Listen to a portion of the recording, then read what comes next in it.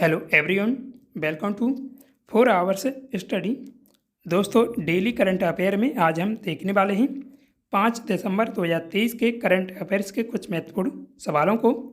अगर आप किसी भी एग्जाम की तैयारी करते हैं तो वीडियो आपके लिए महत्वपूर्ण है, इसलिए वीडियो को आप पूरा देखना। तो शुरू करते हैं कल के रिवीजन क्वेश्चन से। दुनिया का सबसे महंगा शहर ज्यूरिख और सिंगापुर दोनों बने हैं संयुक्त रूप से। मिशन दक्ष बिहार सरकार ने लॉन्च किया है। देश का दूसरा शहर बेंगलुरु है, जहां इलेक्ट्रिक कैब सुविधा को शुरू किया गया है। दुबई में COP28 के दौरान डीलिट 2.0 पोर्टल नरेंद्र मोदी ने लॉन्च किया है। हर साल विश्व एड्स दिवस 1 दिसंबर को मनाया जाता है। महिला FIH हॉकी जूनियर विश्व कप 2023 की मेजबानी चिली कर रहा है। अभी हाल ही में सुप्रीम कोर्ट में रक्तदान शिविर का शुभारंभ DY चंद्रचूड़ द्वारा किया गया है, जो भारत के मुख्य न्यायाधीश हैं। उत्तर प्रदेश के अयोध्या शहर में श्री राम एयरपोर्ट बनकर तैयार हो गया है। जोशीमठ के लिए 1658 करोड़ रुपए की मंजूरी दी गई है।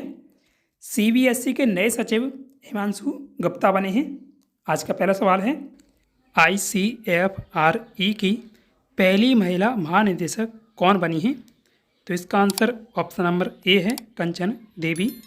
1 दिसंबर को मध्य प्रदेश कैडर 1991 बैच की इंडियन फॉरेस्ट सर्विस यानी IFS ऑफिसर कंचन देवी को Indian council of forestry research and education यानी ICFRE का डायरेक्टर जनरल नियुक्त किया गया है।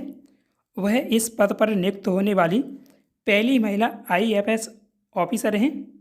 IFS ऑफिसर कंचन देवी मध्य प्रदेश राज्य और भारत सरकार में 30 वर्षों से कार्यरत हैं।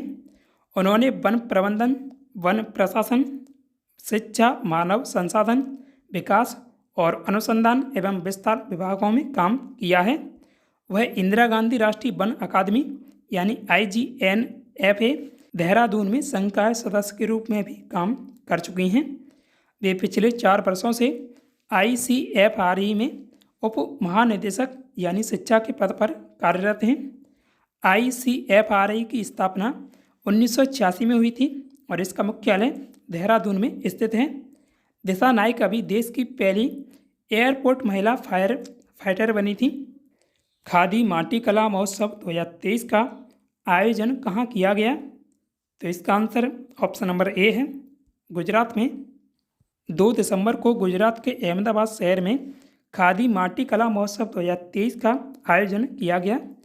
इस आयोजन में केंद्रीय गृह मंत्री अमित शाह ने नवनिर्मित 8 पोस्ट ऑफिस का उद्घाटन किया है। केंद्रीय गृह मंत्री अमित शाह ने इलेक्ट्रिक कुम्हार पहिए, कृषि आधारित खाद्य प्रसंस्करण उद्योग टूल किट, अगरबत्ती बनाने की मशीनें, प्लम्बिंग किट और पारंपरिक चरखे वितरित किए हैं। प्रधानमंत्री एम्प्लॉयमेंट जनरेशन प्रोग्राम यानी PMEGP के तहत 4,458 लाभार्थियों के लिए 200 करोड़ रुपए की मार्जिन सब्सिडी जारी की है। 9 सालों में खादी और ग्रामों उद्योगों उत्पादों का कारोबार 1.34 लाख करोड़ रुपए हो गया है। वित्त वर्ष 2022-23 में खादी का कुल कारोबार लगभग 1,35,000 करोड़ रुपए रहा है। एल लोब्रेगाट ओपन 2023 में किस भारतीय शतरंज खिलाड़ी ने, यहाँ 2023 कीजिएगा, 2023 में ये हुआ है, तो भारतीय शतरंज खिलाड़ी ने ग्रैंड मास्टर का खिताब जीता है? तो इसका आंसर ऑप्शन नंबर बी है, वैशाली रमेश बाबू ने। 1 दिसंबर को स्पेन के एल लेब्रेगाट ओपन में भारतीय शतरंज खिलाड़ी वैशाली रमेश बाबू ने ग्रैंड मास्टर खिताब जीत लिया है। वैशाली देश की तीसरी महिला हैं जिसने 2500 ELO रेटिंग्स के साथ यह खिताब जीता है। उन्होंने तुर्की की तैमर तारिक सेल्वेस को हराया है। वैशाली और R प्रज्ञानंद विश्व की पहली भाई बहन जोड़ी ग्रैंड मास्टर जोड़ी भी बन गई है। वैशाली देश की 84वीं ग्रैंड मास्टर प्लेयर हैं। वैशाली ने अक्टूबर 2023 में कतर मास्टर्स टूर्नामेंट में तीसरी ग्रैंड मास्टर नॉर्म हासिल की थी। इस तरह प्रज्ञानंद और वैशाली वर्ल्ड चैंपियनशिप मैच के लिए क्वालिफाइंग कैंडिडेट्स टूर्नामेंट में जगह बनाने वाली पहली भाई बहन की जोड़ी भी बन गई है। कैंडिडेट्स टूर्नामेंट अप्रैल 2024 में टोरंटो में खेला जाएगा। वैशाली के छोटे भाई प्रज्ञानंद ने 2018 में GM यानी ग्रैंड मास्टर खिताब जीता था। वह सिर्फ 12 साल के थे। भारतीय शतरंज खिलाड़ी कोनेरू हम्पी ग्रैंड मास्टर खिताब जीतने वाली विश्व की सबसे युवा खिलाड़ी हैं, महिला खिलाड़ी हैं। हाल ही में आए तूफानी चक्रवात मिचोंग से कौन सा राज्य प्रभावित है? तो इसका आंसर ऑप्शन नंबर बी है, तमिलनाडु। दक्षिण पश्चिमी बंगाल की खाड़ी के ऊपर बना दबाव का क्षेत्र चक्रवाती तूफान मिचोंग में तब्दील हो गया है। मौसम विभाग ने तमिलनाडु और पांडुचेरी में 4 और 5 दिसंबर को बहुत भारी वर्षा की चेतावनी दी है। मौसम विज्ञान विभाग यानी IMD के महानिदेशक मृत्युंजय महापात्रा हैं।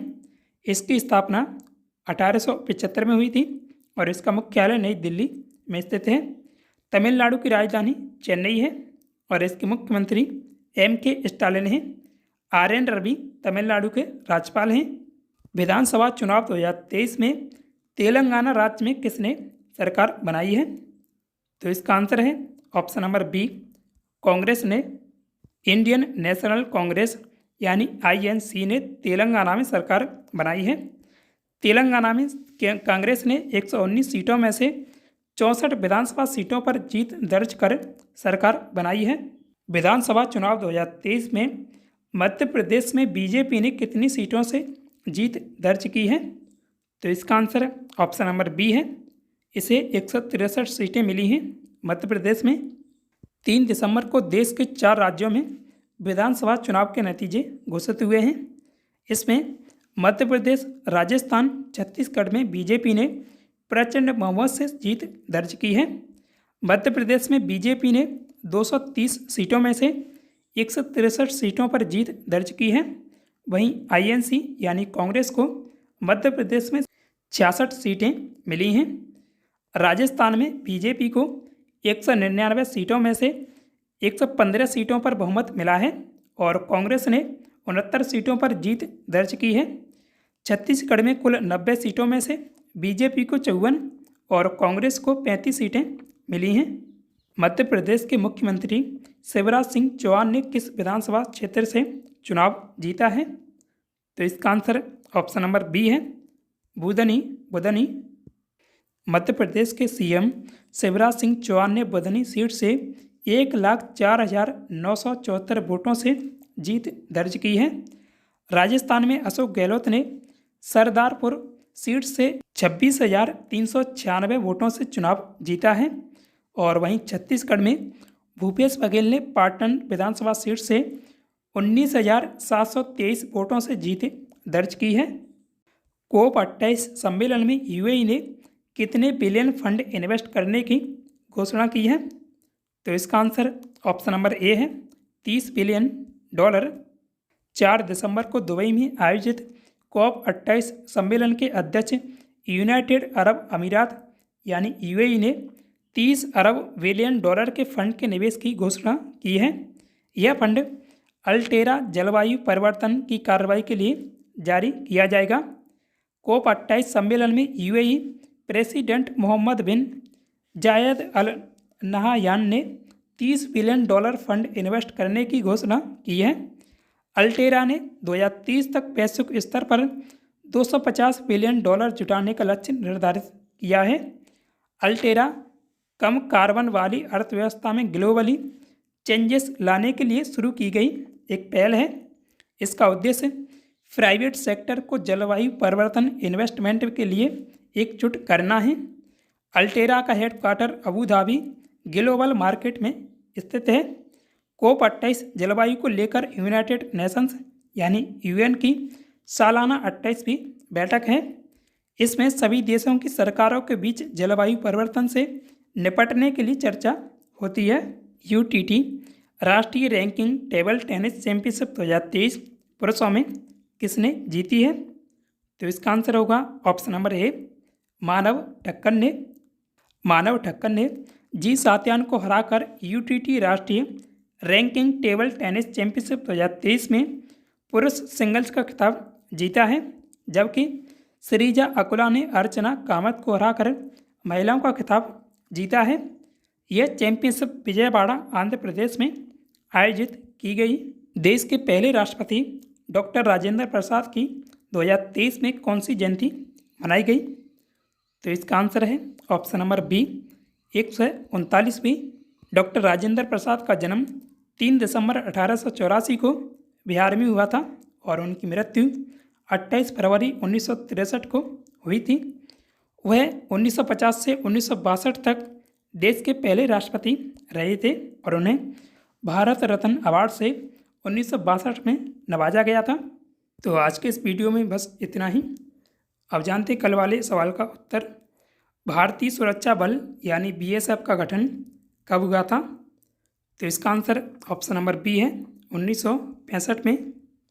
1 दिसंबर 1965 को भारत पाकिस्तान युद्ध के बाद देश की सीमा की रक्षा के उद्देश्य से सीमा सुरक्षा बल यानी बीएसएफ का गठन हुआ था।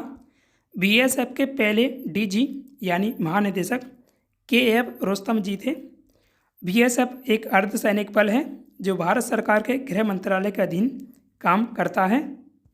आज का टेस्ट क्वेश्चन है, अभिव्यक्ति की स्वतंत्रता का अधिकार देने वाला दुनिया का पहला देश कौन सा है? तो इसका आंसर आप कमेंट में कमेंट करें। सो दोस्तों, उम्मीद है आपको वीडियो पसंद आया होगा। वीडियो को लाइक करें, साथ ही डेली करंट अफेयर्स के वीडियो पाने के लिए अपने 4 आवर्स स्टडी चैनल को सब्सक्राइब भी कीजिएगा। Thanks for watch this video. जय हिंद, जय भारत।